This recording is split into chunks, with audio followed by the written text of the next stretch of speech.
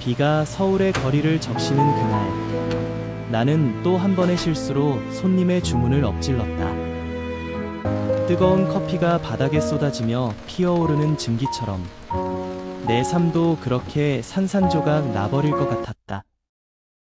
그런데 그 순간 문이 열리며 들어선 남자의 시선이 나를 붙잡았다. 그는 나의 모든 결함을 꿰뚫어보는 듯한, 그러나 놀랍게도 부드러운 눈빛으로 나를 바라보았다. 그 남자는 강준호였다.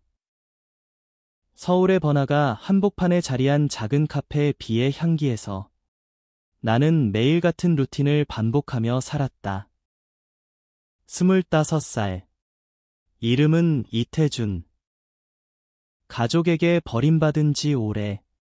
친구들 사이에서도 결함투성이라는 별명으로 불리는 나였다. 동성애자라는 사실을 숨기며 손이 떨려 커피를 엎지르는 버릇, 그리고 그로 인한 자괴감이 나를 짓눌렀다. 한국 사회의 시선은 날카로웠다. 정상이 되라는 압박 속에서 나는 그냥 커피를 내리는 바리스타로만 머물렀다. 하지만 그날, 준호가 들어선 순간부터 모든 게 변했다. 준호는 28살, 대한민국 최고의 재벌 가문, 강씨 그룹의 후계자였다. 그의 아버지는 경제계를 쥐락펴락하는 거물, 어머니는 사회 명사. 그는 완벽한 삶을 살았다. 아니, 겉으로는 그랬다. 실제로 준호의 내면은 나만큼이나 상처투성이었다. 어린 시절부터 아버지의 기대에 짓눌려 자란 그는 자신의 감정을 숨기는 법을 배웠다. 동성애라는 비밀은 그의 삶을 더 무겁게 만들었다. 강씨 가문에서 이상한 후계자는 용납되지 않았다. 그래서 그는 세상의 모든 것을 소유한 듯 보였지만 진짜 자신을 사랑해줄 사람을 찾지 못한 채 방황했다. 그날 비가 그치지 않는 오후, 준호는 우연히 우리 카페에 들어섰다. 그는 평소처럼 바쁜 스케줄 속에서 휴식을 취하러 들른 것이었다. 아메리카노. 아이스로 주세요. 그의 목소리는 낮고 차분했다. 나는 떨리는 손으로 주문을 받았고 다시 한 번 실수했다. 컵을 놓치며 커피가 그의 손에 튀었다. 죄송합니다. 정말 죄송해요. 나는 허둥지둥 닦아주려 했지만 그는 웃었다. 괜찮아요. 오히려 따뜻하네요. 그 미소가 내 가슴을 파고들었다. 왜 그랬을까? 그날 이후 준호는 매일 우리 카페를 찾았다. 처음에는 단순한 손님으로 보였다. 그는 창가 자리에 앉아 노트북을 두드리며 일했다. 나는 그를 힐끔힐끔 쳐다보았다. 그의 프로필은 완벽했다. 날카로운 턱선, 깊은 눈매, 그리고 세련된 옷차림. 하지만 그의 눈빛에는 피로가 스며 있었다. 오늘은 라떼로 할게요. 그는 점점 내 이름을 기억했다. 태준 씨, 오늘 기분이 어때요? 그런 대화가 시작되었다. 나는 처음으로 누군가에게 태준 씨로 불리는 게 이렇게 따뜻할 줄 몰랐다. 시간이 흘렀다. 가을이 깊어지며 서울의 거리는 단풍으로 물들었다. 준호와의 만남은 내 일상의 작은 빛이 되어갔다. 그는 내 실수를 비웃지 않았다. 오히려 누구나 실수할 수 있어요. 그게 인간이잖아요. 라고 말했다. 그의 말 한마디가 내 결함을 용서해주는 듯했다. 어느 날, 카페가 문을 닫을 무렵 비가 다시 내리기 시작했다. 태준 씨, 집까지 태워줄까요? 준호의 제안이었다. 나는 망설였다. 괜찮아요. 버스로 갈게요. 하지만 그는 고집을 부렸다. 그의 차는 검은색 벤츠, 내 삶과는 너무 먼 세계였다. 차 안에서 우리는 처음으로 깊은 이야기를 나눴다. 준호 씨는 왜 이런 작은 카페에 오세요? 더 유명한 곳도 많을 텐데 내가 물었다. 그는 창밖을 보며 대답했다. 여기 커피가 맛있어서요. 아니, 솔직히 말할까요? 태준 씨가 있어서요. 내 심장이 멎는 듯했다. 그날 밤, 집에 도착한 나는 잠을 이룰 수 없었다. 그의 말은 단순한 칭찬이 아니었다. 그것은 나를 향한 관심의 시작이었다. 겨울이 다가오며 우리의 관계는 서서히 깊어졌다. 준호는 나에게 책을 빌려주었고 나는 그에게 카페의 특별 메뉴를 만들어 주었다. 우리는 한강변을 산책하며 이야기를 나눴다. 태준 씨, 당신은 왜 바리스타를 하세요? 꿈이 더 큰 게 있지 않아요? 그의 질문에 나는 웃었다. 이게 제 꿈이에요.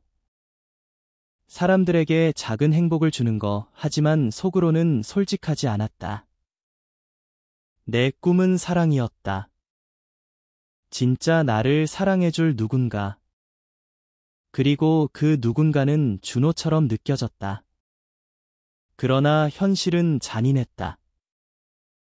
준호의 가족은 그의 삶을 통제했다. 아버지의 비서가 카페를 찾아와 후계자님께 방해가 되지 말라고 경고했다. 나는 공포에 떨었다. 결함투성이인 내가 재벌 후계자를 사랑할 자격이 있을까? 게다가 우리는 둘 다 남자였다. 한국 사회에서 그런 사랑은 여전히 금기였다. 뉴스에서는 LGBT 권리에 대한 논란이 끊이지 않았다. 나는 준호를 피하려 했지만 그는 포기하지 않았다.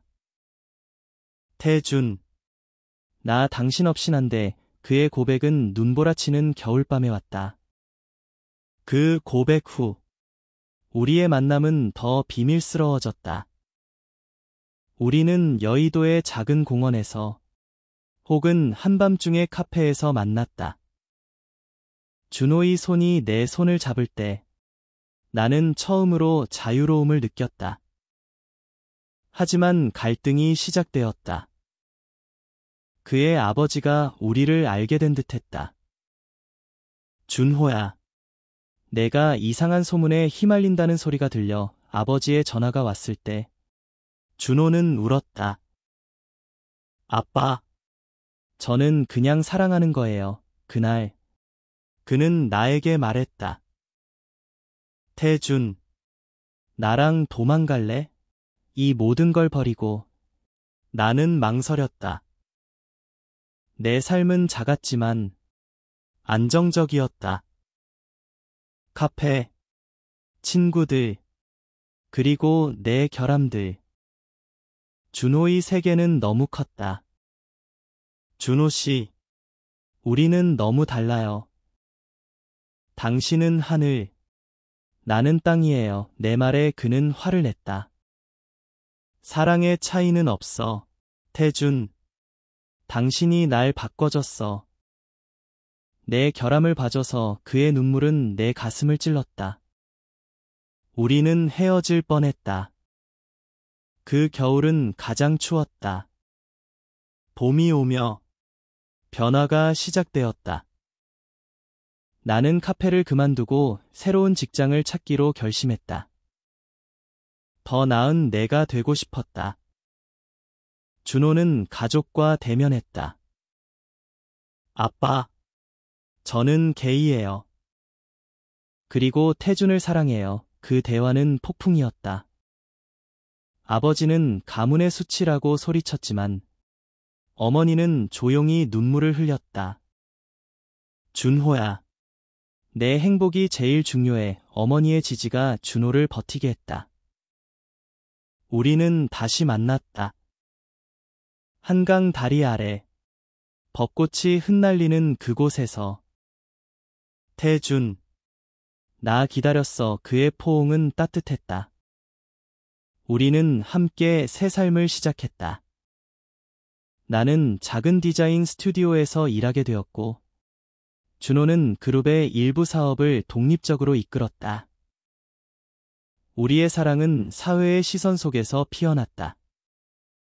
친구들은 우리를 응원했고, 온라인 커뮤니티에서 비슷한 이야기를 가진 사람들이 모여들었다. 여름, 우리는 제주도로 여행을 갔다. 푸른 바다 앞에서 우리는 서로의 결함을 고백했다. 태준, 나도 떨려. 항상 완벽해야 한다는 압박에 준호의 말에 나는 웃었다. 그럼 우리 둘이서 완벽해지자. 그 여행은 우리의 유대감을 더 강하게 만들었다.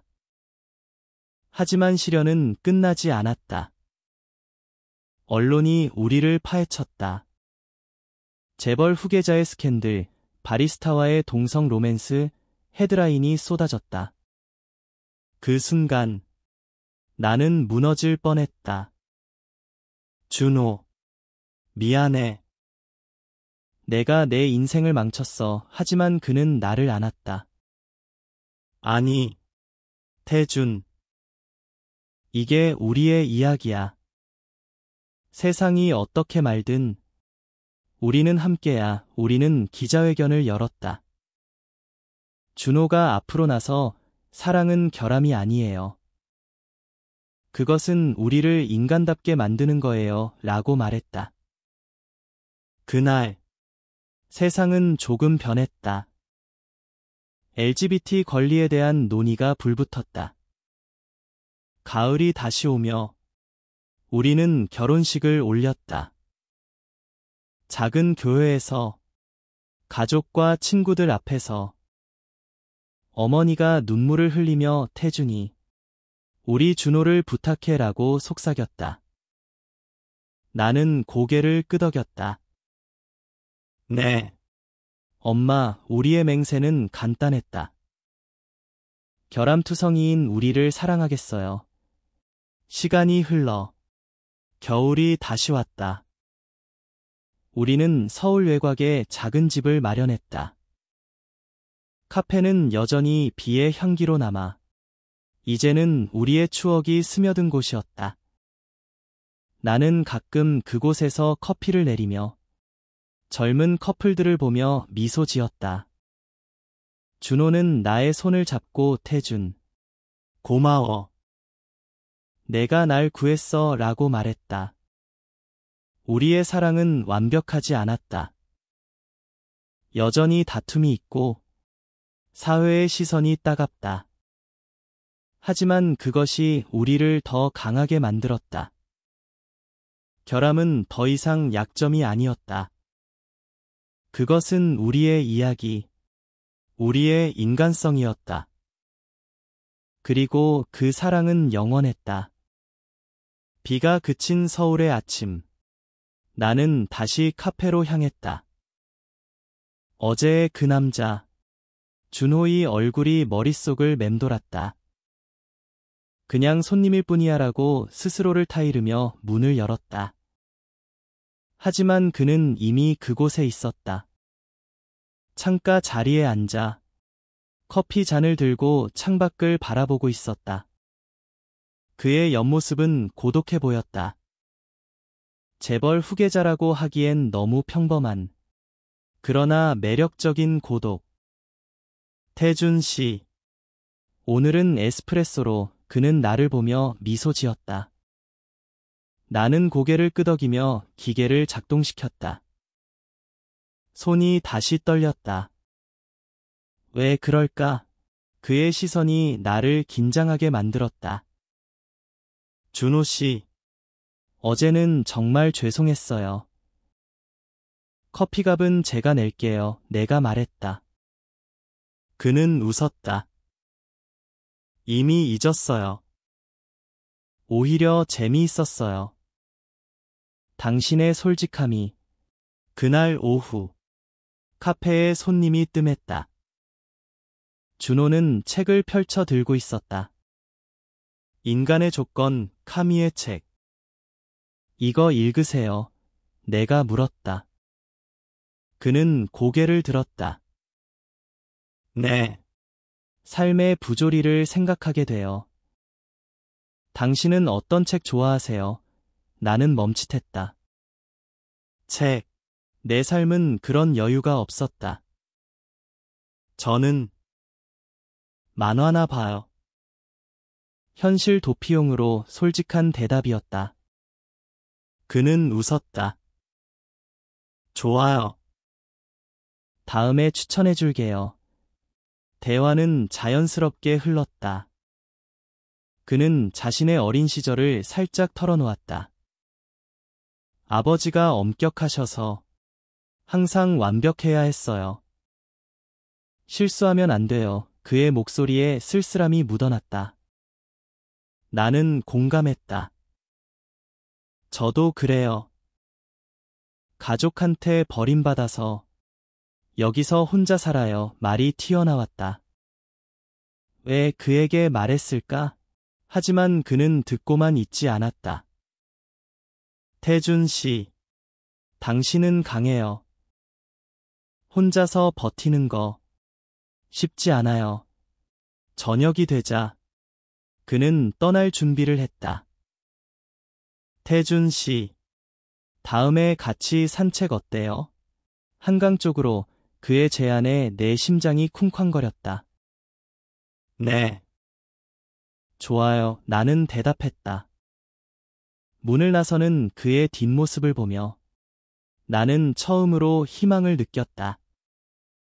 이 만남이 단순한 우연이 아닐지도 모른다는 생각. 며칠 후, 우리는 한강변에서 만났다.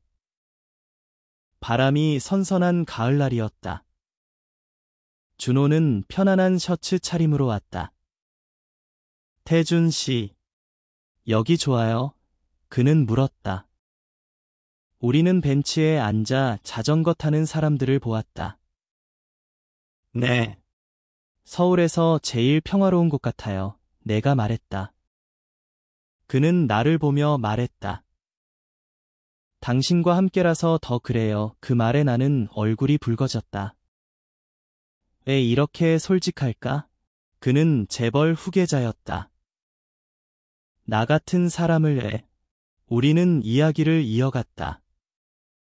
그의 가족 이야기, 강씨 그룹의 압박, 그리고 숨겨진 비밀.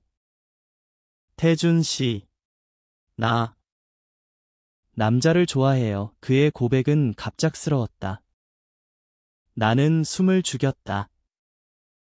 저도, 그래요. 내 목소리가 떨렸다. 그 순간, 공기가 변했다. 우리는 서로를 마주 보았다. 그의 손이 내 손에 닿았다. 따뜻했다. 태준, 나 당신을 좋아해. 준호의 눈빛은 진심이었다. 그날 이후, 우리의 만남은 더 잦아졌다. 카페에서, 공원에서, 심지어 그의 차 안에서 우리는 키스를 나누었다. 부드럽고 조심스러운 키스. 준호, 이게 꿈인가 봐. 내가 중얼거렸다. 그는 나를 안았다. 아니, 현실이야. 우리 현실. 하지만 행복은 오래가지 않았다. 그의 비서가 다시 나타났다. 후계자님, 집으로 돌아가세요. 중요한 미팅이 있어요. 준호의 표정이 굳었다. 태준 씨, 미안해.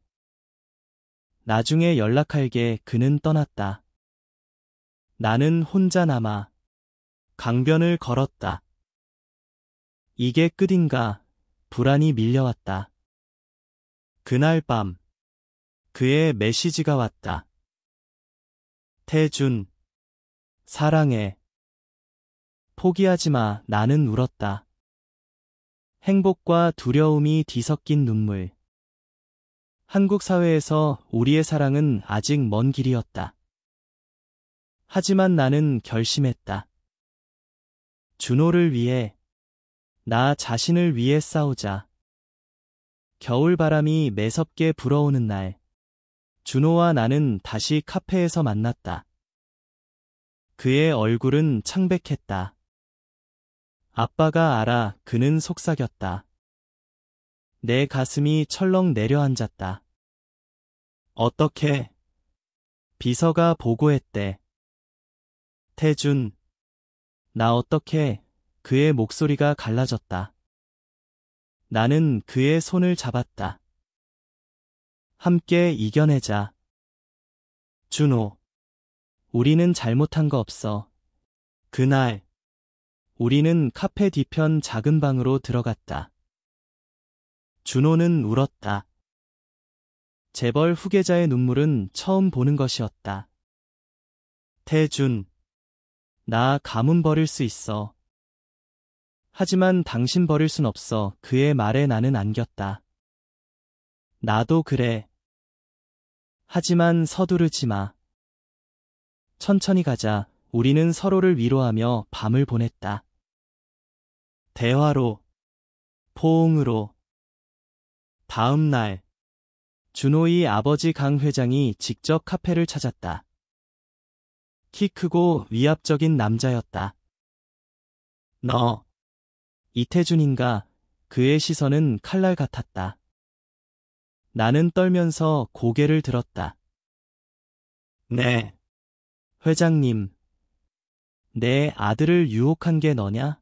당장 떨어져라. 돈 줄 테니. 그의 말에 분노가 치밀었다. 유혹이 아니에요. 우리는 사랑해요. 강 회장은 코웃음 쳤다. 사랑, 웃기지 마. 게이, 그건 병이야. 준호는 후계자다. 그 후, 준호와 나는 일주일 동안 연락이 끊겼다. 나는 카페에서 일하며 미치기 직전이었다. 손님들의 시선이 따가웠다. 소문이 퍼진 모양이었다. 저 바리스타, 재벌 아들 꼬셨대. 속삭임이 들려왔다. 나는 울고 싶었다. 왜 나일까? 결함투성이인 내가 왜 이런 사랑을 만났을까?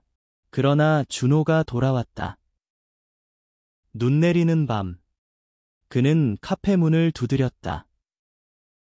태준, 나 여기. 그의 코트에 눈이 쌓여 있었다. 우리는 안으로 들어갔다. 아빠랑 싸웠어. 집을 나왔어. 그는 말했다. 나는 그를 안았다. 준호, 괜찮아. 여기 있어. 그날, 우리는 카페에서 하룻밤을 보냈다. 서로의 체온으로 추위를 녹였다. 시간이 흘러 봄꽃이 피었다. 준호는 임시 아파트에서 살았고, 나는 여전히 카페에서 일했다. 우리의 사랑은 더 깊어졌다. 우리는 미래를 꿈꿨다. 태준, 나중에 작은 집 지어서 살자. 강아지도 키우고. 준호의 말에 나는 웃었다. 좋아. 커피숍도 열자. 우리의 대화는 희망으로 가득했다. 하지만 시련은 계속되었다. 강 회장이 준호의 사업 자금을 끊었다. 내가 돌아올 때까지 준호는 고군분투했다. 작은 프로젝트를 시작하며 스스로 일어섰다. 태준, 봐. 나 할 수 있어. 그의 성장은 나를 감동시켰다. 나는 그를 위해 더 열심히 살았다. 디자인 공부를 시작했다. 나도 변할게. 준호를 위해. 여름, 우리는 휴가를 갔다. 부산 바다에서 파도 소리가 우리의 속삭임을 삼켰다. 태준, 사랑해. 준호의 키스는 소금기 섞인 바다 맛이었다. 우리는 자유로웠다. 하지만 돌아오자. 언론이 기다리고 있었다. 강준호. 동성 연인과 휴가. 사진이 터졌다. 스캔들은 폭풍이었다. 준호의 친구들은 등을 돌렸고 나는 카페에서 쫓겨날 뻔했다. 주인 아저씨. 미안하지만 주인 아저씨가 말했다. 나는 울었다. 준호. 이게 다 내 탓이야. 하지만 그는 나를 안았다. 아니, 우리의 선택이야. 함께 싸우자. 우리는 변호사를 고용하고 인터뷰를 했다. 우리는 그냥 사랑하는 사람들이에요. 준호의 목소리는 단호했다. 세상의 반응은 엇갈렸다. 비난과 지지가 섞였다. LGBT 단체가 우리를 응원했다. 당신들의 용기가 우리에게 힘을 줘요. 가을. 변화가 왔다. 강 회장이 연락했다. 준호야. 만나자. 그 만남은 길었다. 아들아. 미안했다. 내 어머니가 아프대. 어머니의 병은 준호를 흔들었다. 우리는 병원으로 달려갔다. 엄마, 준호의 눈물이 떨어졌다. 어머니는 약하게 미소 지었다. 준호야. 태준이를 데려왔구나.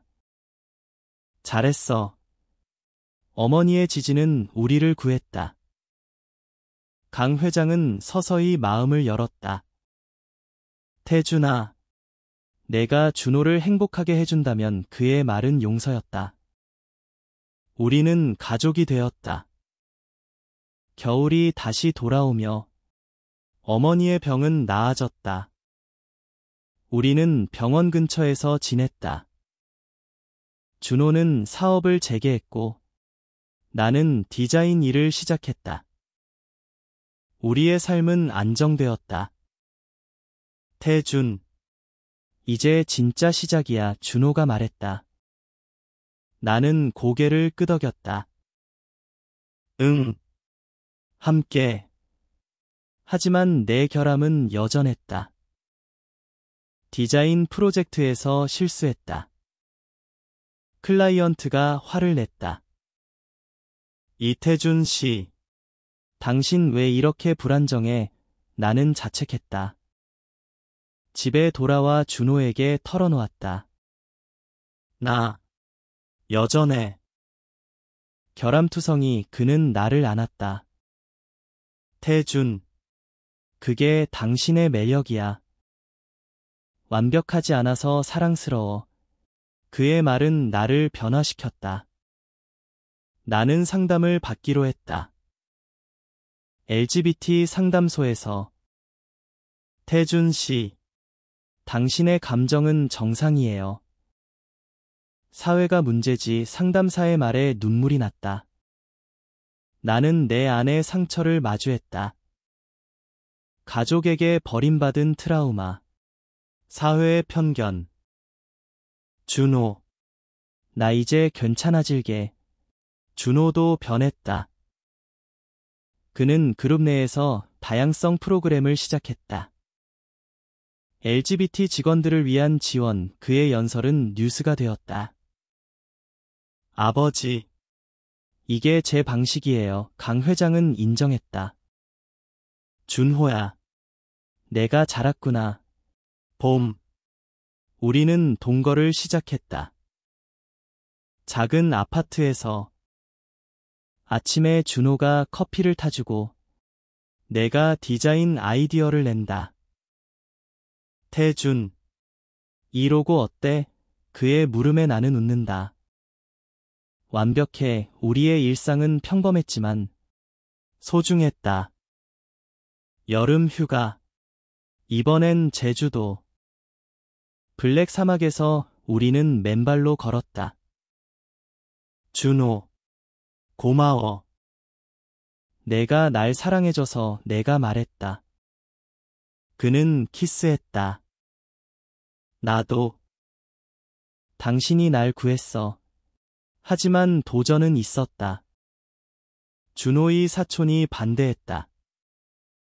형, 가문 망칠 거야. 가족 모임에서 싸움이 벌어졌다.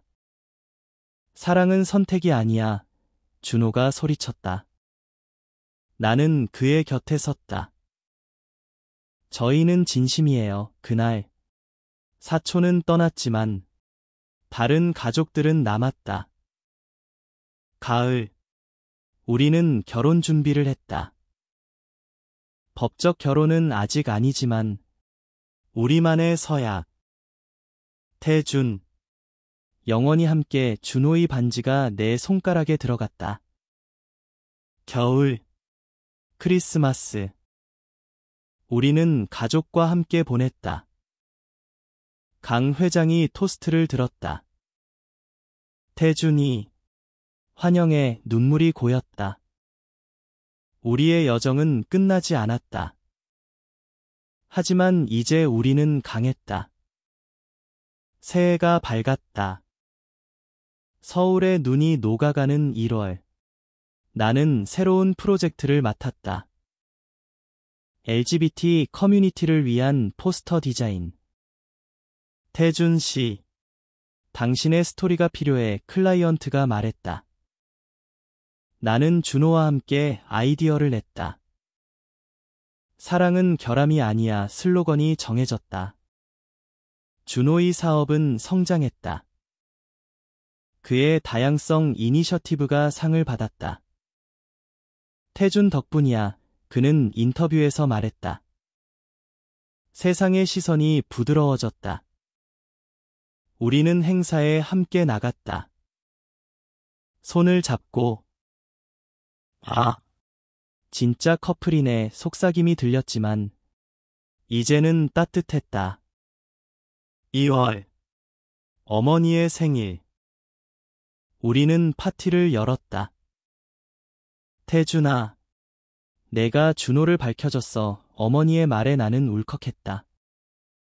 가족은 우리를 받아들였다. 강 회장도 태준아, 다음 사업 도와줄래? 제안했다. 나는 웃었다. 네, 회장님.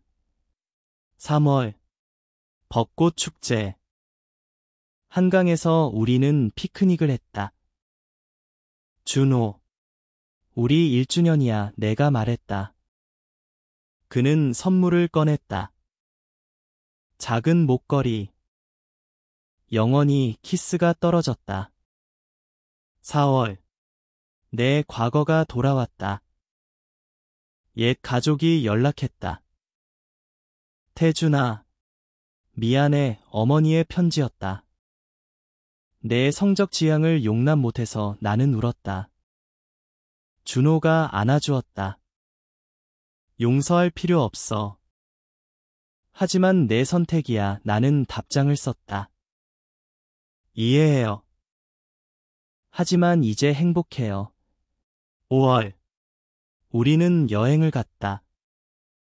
유럽으로. 파리에서 에펠탑 아래. 태준, 여기서 프로포즈할까? 준호의 농담에 웃었다. 언제든. 6월, 프라이드 퍼레이드.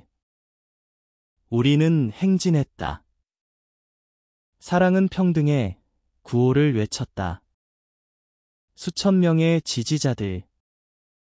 당신들 덕분에 용기 나요. 누군가 말했다. 7월, 더위 속에서 우리는 집을 샀다. 외곽의 작은 집. 여기서 키즈 키우자. 준호의 말에 나는 놀랐다. 입양. 응. 언젠가. 8월. 휴가. 강원도에서. 산책하며 미래를 이야기. 태준. 나 늙어서도 당신 곁에 있을게. 9월. 내 전시회. 디자인 작품들. 결함의 아름다움 테마였다. 준호가 와서 박수쳤다. 자랑스러워. 10월. 결혼식 준비. 친구들이 도왔다. 최고의 커플이야. 11월. 가족 모임. 모두 모였다. 태준이. 우리 가족이야. 12월. 크리스마스. 트리 아래서. 최고의 해였어. 새해 해돋이. 해운대에서 우리는 새벽을 지켰다. 준호. 앞으로도 이렇게 내가 말했다. 그는 안았다. 영원히. 1월. 준호의 새 프로젝트. LGBT 지원재단 나는 이사로 참여. 함께 만들자. 2월. 발렌타인. 초콜릿 만들기. 태준. 맛있어 웃음소리 가득. 3월. 내 책 출간. 결함투성이 바리스타의 사랑 에세이. 베스트셀러. 4월. 여행. 도쿄. 사쿠라 아래. 세계가 우리를 축복해. 5월. 입양 상담. 준비됐어? 준호 물음. 응. 6월. 프라이드. 올해는 스피커. 사랑은 용기야. 7월. 집 리모델링. 정원 만들기. 여기서 아이 키우자. 8월. 휴가. 하와이. 해변에서. 자유로워. 9월. 상 받음. 커플상. 최고의 파트너. 10월. 가족 여행. 제주. 모두 함께. 11월. 감사절. 한국식. 고마워. 태준. 12월. 성탄. 선물 교환. 사랑해. 시간은 흘렀다. 2년 후. 우리는 아이를 입양했다. 5살 소년. 민준. 아빠들. 그의 부름에 미소. 민준의 적응은 힘들었다. 왜 두 아빠야? 학교에서 물음. 우리는 설명했다. 사랑이 가족이야. 준호는 바빴지만 집에 오면 민준과 놀았다. 나는 디자인하며 아이 돌봄. 태준. 내가 최고야. 실현. 민준의 학교 괴롭힘. 게이 아빠들, 우리는 학교에 항해. 다양성을 가르쳐요. 변화. 학교 프로그램 도입. 우리 스토리 공유. 3년 후. 민준은 자랐다. 아빠들 사랑해 그의 말에 눈물. 우리의 사랑은 민준을 통해 깊어졌다. 준호. 이게 행복이야. 4년 후. 민준 9살. 학교 발표. 우리 가족 이야기.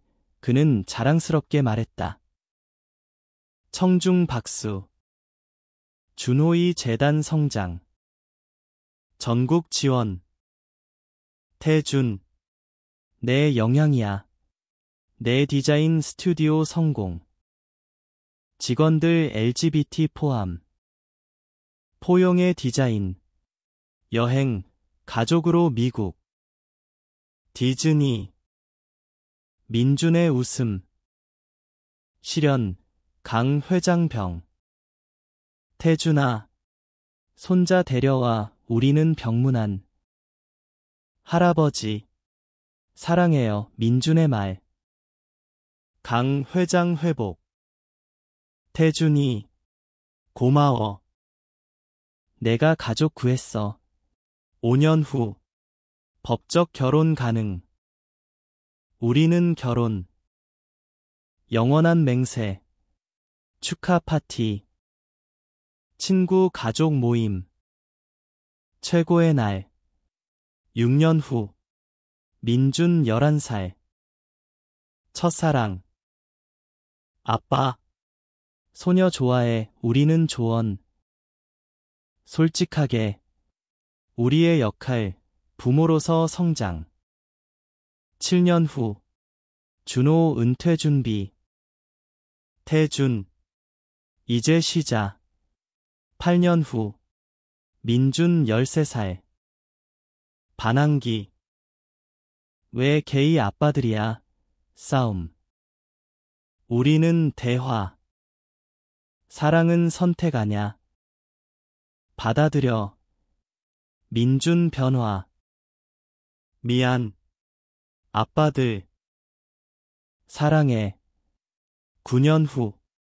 민준 고등학생, 아빠들 덕분에 강해, 10년 후, 우리는 30대 후반, 여전한 사랑, 태준, 아직도 설레, 11년 후, 민준 대학, 사회학 전공, LGBT 권리, 자랑스러움, 우리 유산이야, 준호의 회고록, 사랑의 결함 베스트셀러, 내 전시, 인생의 여정, 12년 후, 손자, 아니, 민준의 결혼, 아빠들, 축복해, 우리는 할아버지, 사랑은 이어져, 13년 후, 준호 건강 문제, 태준, 곁에 있어줘, 나는 간호, 항상, 회복, 내 덕분, 14년 후, 여행, 세계 일주, 추억 만들자, 15년 후, 재단 10주년, 연설, 결함이 아름다움, 16년 후, 민준 결혼, 손녀, 할아버지들, 17년 후, 우리는 40대, 여전한 데이트, 영원히, 18년 후, 사회 변화, LGBT 법적 보호, 우리의 싸움 승리, 19년 후, 은퇴, 작은 집에서, 평화로워, 20년 후, 45살, 태준, 사랑해, 시간은 순환했다. 25년 후, 우리는 50대, 민준의 아이들, 우리 손주들이 집을 채웠다. 할아버지, 이야기해줘. 그들의 부탁에 우리는 웃었다. 옛날에 결함투성이 바리스타가 재벌 후계자를 만났어. 준호의 손을 잡고 나는 창밖을 보았다. 서울의 불빛이 여전했다. 준호, 후회 없어? 내가 물었다. 그는 미소 지었다. 전혀. 당신이 내 인생이야. 우리의 사랑은 세대를 넘어갔다. 민주는 활동가, 손주들은 포용. 할아버지들 덕분에 세상이 좋아졌어. 마지막 겨울, 눈이 내리던 날, 준호가 말했다. 태준, 고마워. 모든 결함을 사랑해줘서 그의 손이 차가워졌다. 하지만 그의 눈은 따뜻했다. 준호가 떠난 후, 나는 카페로 돌아갔다. 비의 향기. 이제는 우리 손주들이 운영. 할아버지, 커피 타줄게. 그들의 미소에 준호를 보았다. 나는 창가에 앉아 비를 보았다. 준호, 기다려. 곡갈게. 결함투성이 삶은 가장 아름다운 사랑으로 완성되었다. 그리고 그 사랑은 영원했다.